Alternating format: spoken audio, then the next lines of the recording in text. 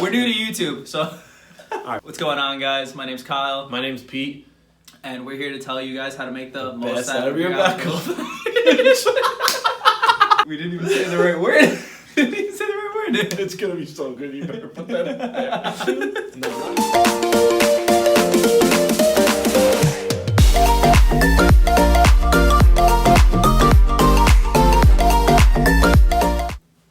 Should you buy the alcohol package?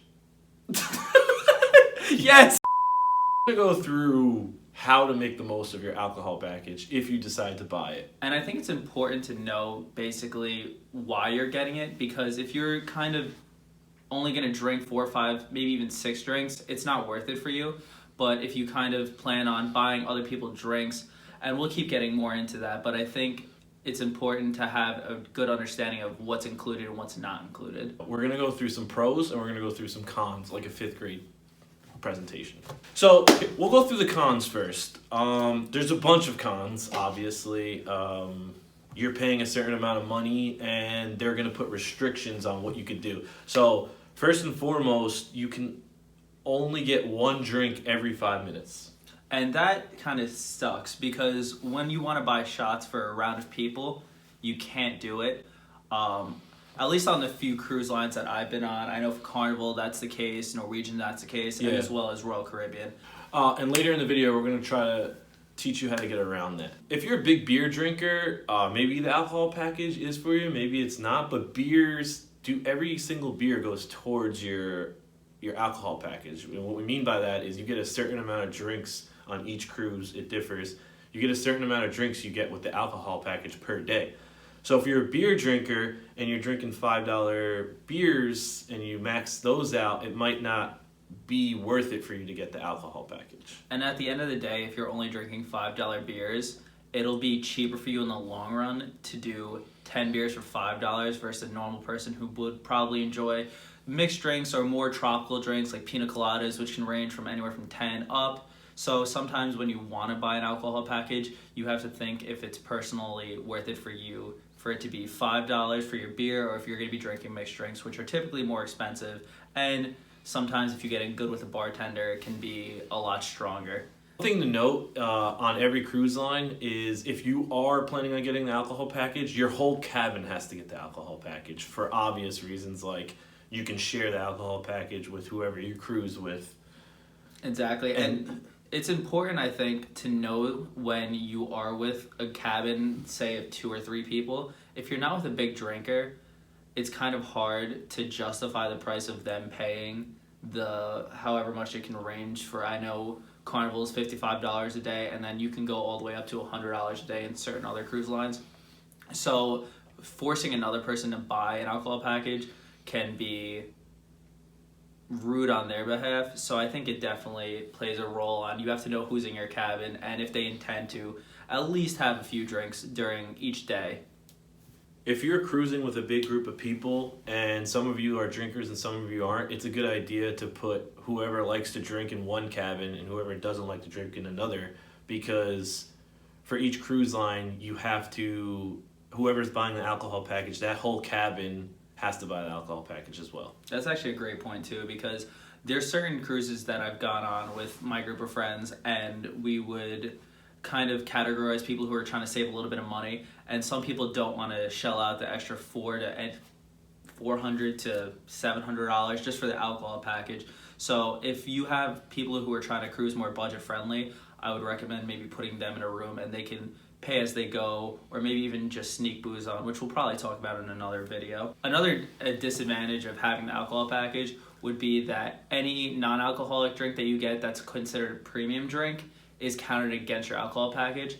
So I know you personally like to drink a lot of energy drinks. Right, or specialty coffees. Exactly, coffees. So whenever you get a Red Bull or a Rockstar, it counts away from your drink. So if you have a 15 drink maximum and you get a coffee at 8 in the morning, you're automatically down to 14 drinks for the rest of the day. To some people that could be a lot, to some others that might just be enough to get you through half of the day, which I've seen with some of my friends. But we do have a couple tips and tricks to kind of get around that. I know whenever you get your energy drink, what do you do? A simple trick to get around that is if you order a energy drink, a Red Bull vodka, but they don't do Red Bulls on the cruise. They'll do an energy drink in vodka. You just tell them to put the energy drink on the side.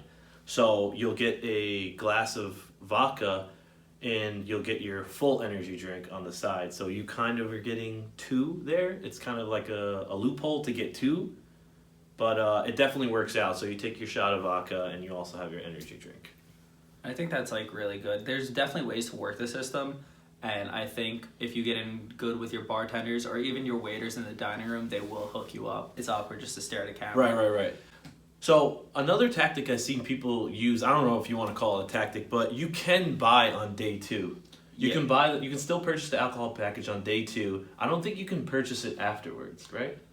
I believe, yeah. So for most cruise lines, day 2 is the cutoff to buy it. And that's the good thing, is if you want to save, because they are charging you per day, if you want to take a day off your cruise, you can buy on day 2 and save the however much money. So if it's $55 a day, you save $55 by not buying it on day 1. So I think with that, it's important to keep in mind that if you don't plan on drinking the first day, to wait for the second day, so you save a little bit of money on top of the alcohol package. Right. And speaking of saving money, all the cruise lines, if you want to save some money, you can purchase the alcohol package before you even get on the cruise. If you drink and you know you're going to get the alcohol package and you're like, yeah, I'll buy it on the cruise, don't do that. Buy it before you get on the cruise. They usually offer a huge discount where you can save $50, $100 if you just purchase it before the cruise. Do you know what the discount is usually? Yeah, usually. So when you book it on board, if you walk on the ship, they'll have somebody trying to sell it to you for $55 a day. And this is more towards Carnival because that's the last ship that we sailed on before the whole virus. So Virus. Quarantine radio. But usually when it's $55 a day, if you book it on board for Carnival, if you book beforehand, it's $50 a day. So depending on how long you're cruising for, if you're cruising for 6 to 8 days, it can be anywhere from $300 to $400 savings, which is big. And then, hey guys, Kyle here. So I realized that it's not $300 to $400 savings; it's actually $30 to $40 savings. So sorry about that slip up.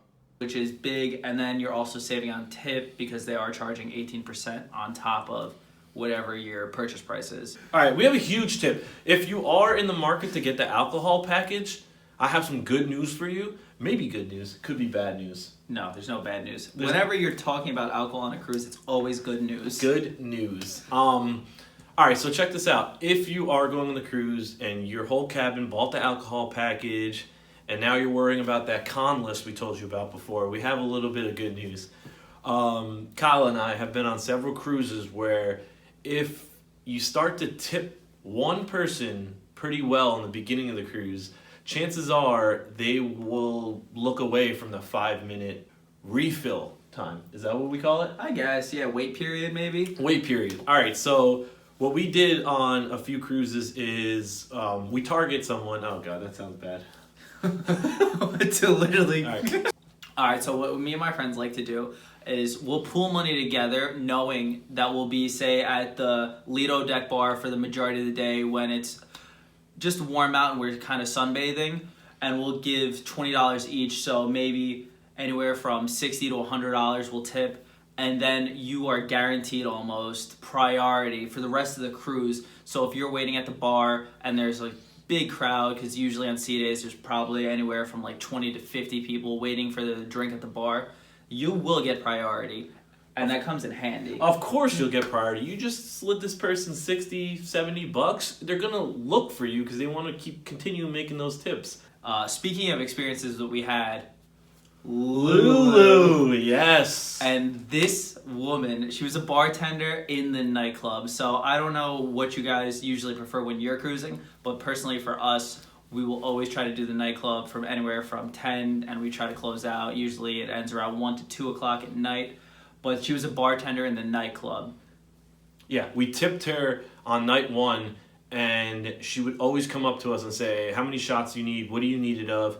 And she would take the correct amount off our card, but she wouldn't care about the 5-minute rule. which was really awesome. To put it in perspective, we would order a round of me and my friends. Say there's 5 of us. We'd order 10 shots, and she would put in the order for 5 shots and then wait the 5 minutes and put in the order again. So we never had to ask for 2, but she'd bring us 10 shots She'd bring out us at 10 once. shots so that we can have fun in the club, if you know what I mean. Yeah, the tongue. We weren't sure how to close this video out at first, but I think we came around to definitely drink responsibly. Whatever that means. I don't know what that means. I think it's important to know that literally you're on a cruise for however many days straight, and you have to know your limits. Yeah. Some people, I've had friends Yeah. that Actually, just overdo it. my brother, this is another experience we had. My brother drank way too much and they wanted to pull his card from him. So just make sure you drink responsibly or you can end up like this. Run the cliff. Yeah.